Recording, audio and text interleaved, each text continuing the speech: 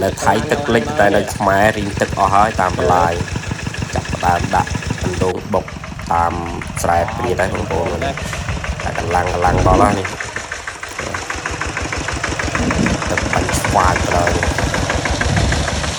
ตึกเลยนะเป็นบัญชงายแย่กำลังอ่ะ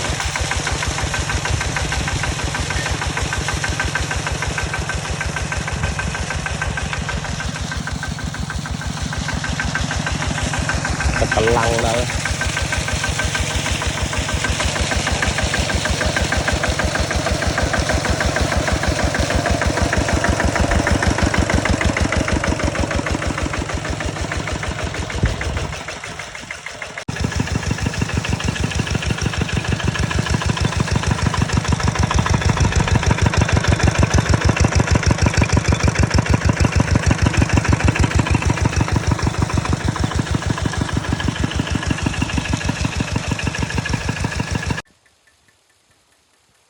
จับตามดันดง